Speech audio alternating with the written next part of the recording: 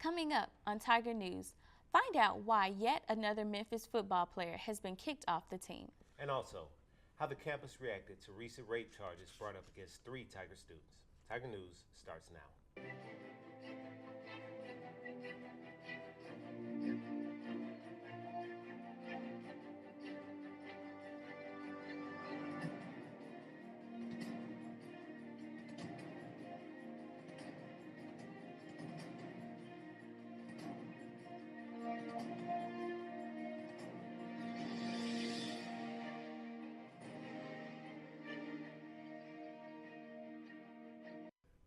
Good morning and welcome to Tiger News. I'm Deja Davis. And I'm Marcus Standridge.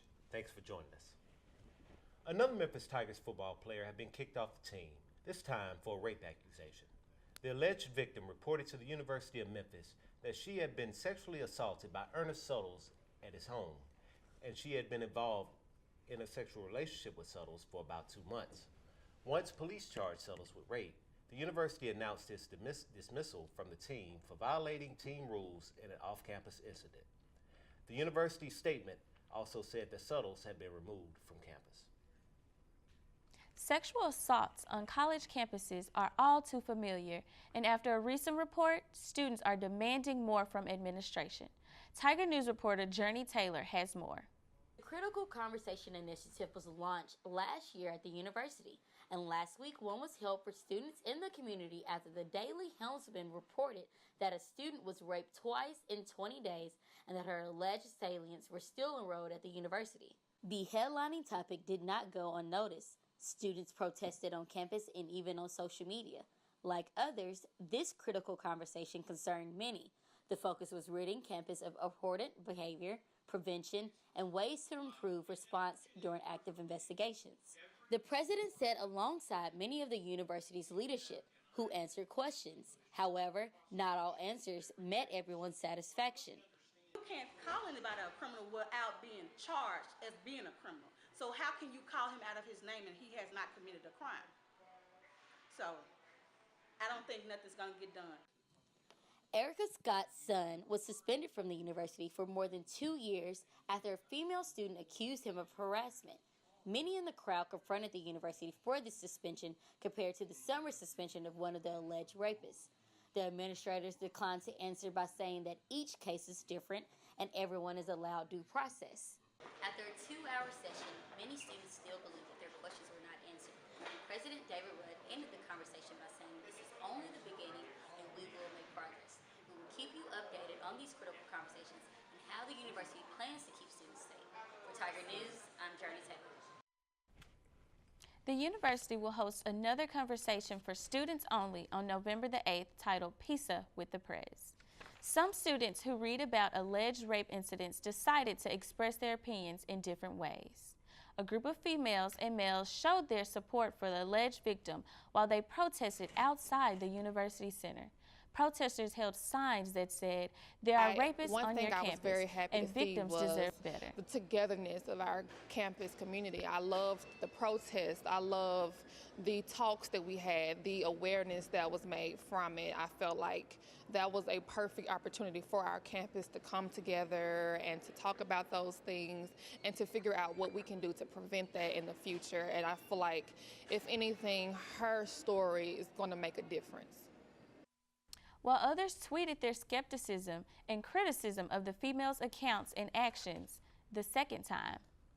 Some think that I felt like the girl put herself in that situation because this was her second time, getting raped, so I felt like it was her fault. I don't have sympathy for her at all because she knew what was coming the second time. Some think that the university should treat students accused of rape or it's sexual still a touchy assault subject, with but the same. I feel like they could handle it better. I think it's messed up to me that Ernest dismissed from the campus, dismissed from the team and all that, and one other guy is still allowed to be on campus and everything. That's a main thing I get out of that. But I don't feel like the campus held it as best as they could. I feel like it needs to be some more thought, more consideration going on to that. The Student Government Association is hosting Sexual Awareness Week from October the 23rd through the 26th. They will have a town hall meeting on Thursday to discuss ways the organization can improve their handling of sexual assault and rape cases.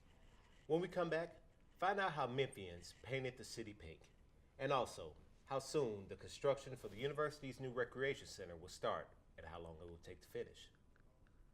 Well, Thomas, you've got pre-diabetes. But with more exercise and a change in diet, it can be reversed. I've tried exercising. It just makes me hungry for bacon. I love bacon, too. And who really likes to exercise? Not me. Me neither. Nobody. So we're good? What? Oh, you still have pre-diabetes. Big time. Hey, look, it's those guys. Are you good to drive? I'm fine. How many did you have? I should be fine. You should be. Go and step out of the vehicle for me. See ya, buddy. Good luck. So turns out, buzz driving and drunk driving, they're the same thing, and it costs around $10,000. So not worth it.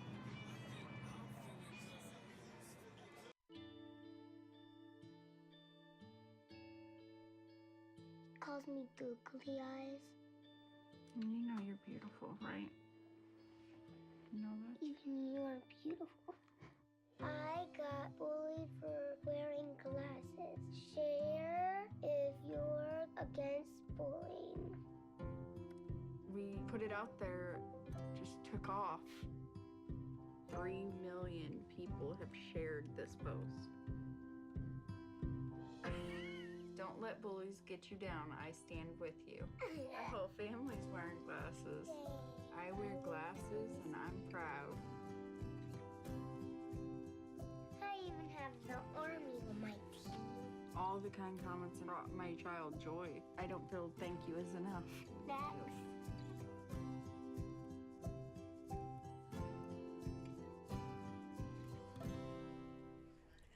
Most of the time, the city of Memphis is very much a blue city. But last Sunday, the area around Tiger Lane in Midtown turned pink.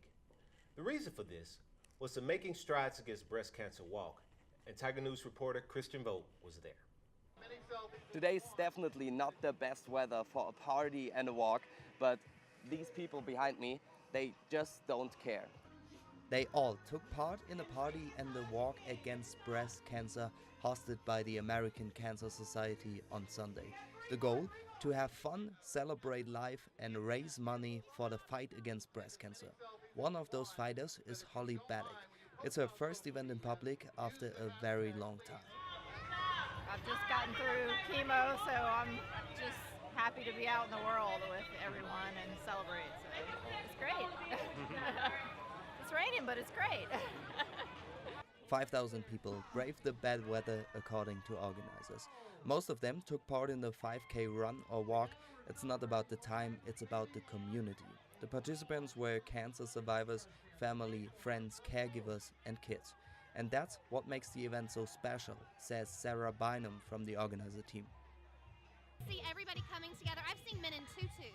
Like, for everybody to come together and wear pink and support this cause, it's so memorable.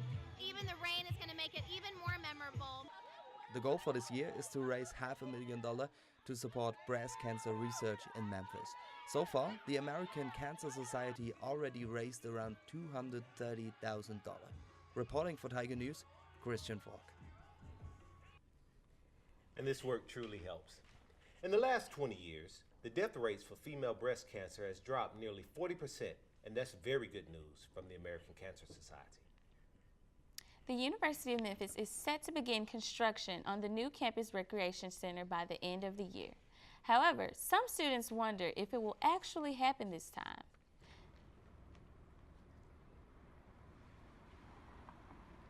The new recreation center will be built on Southern Avenue, as well as a new 5-story parking garage and a pedestrian bridge over the train tracks. The construction has been set to begin quite a few times, but each time it has been postponed due to budget issues. Now, after the cost of the project was cut in half, I'd be excited for it. I just don't know if it's really going to happen.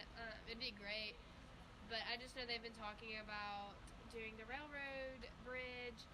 since my mom was in college, and with the rec, they said they were going to do it, and then they said they weren't. So, are they really going to do it? Do they have the money for it? Money for it. The new projects are budgeted to cost $32 million and is expected to be completed by 2020. The new campus rec building will include a demonstration of teaching kitchen as well as healthier dining options for students. When we come back, find out how one local Memphis artist will have a chance to open up for the platinum record artists. I am captain of the track team. And if I'm late, She doesn't really think she's going to get out of here, does she? be nice. She's new. Hello, is anyone there? Ugh. Wow. Even from our standards, you look awful. Oh, sweetie, what happened? Me? My friend Becky got to talk to this super cute boy, and I tried to act like I wasn't jealous, but I so totally was. And then out of nowhere, this concrete barrier just popped up. Maybe it was a semi. You mean you were driving? Yeah. I mean, I know the whole eyes on the road thing, but this was a super important text. Maybe you have to know, Becky. Texting? Great. But it was only like 5 seconds, and I'm a really, really fast texter, so it wasn't even a big deal. Actually, has she texted me back yet? Wow, I get like no bars in this place. I wonder if they have Wi-Fi here.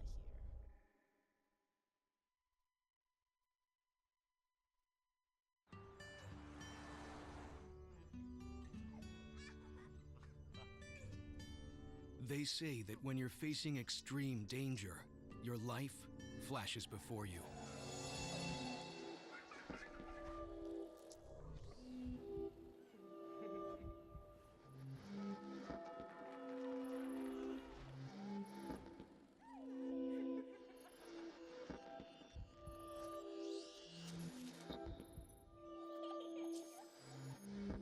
If you think that's sad, consider facing it before you even have enough life to flash before your eyes.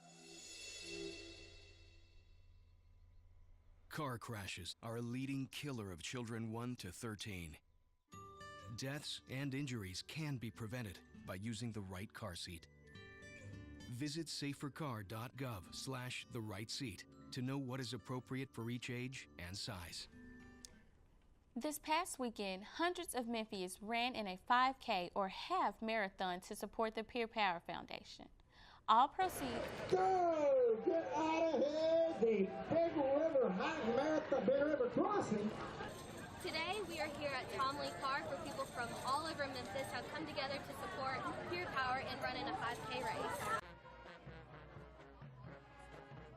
678 runners crossed the finish line at the inaugural Big River Crossing Half Marathon and 5K for the Peer Power Foundation.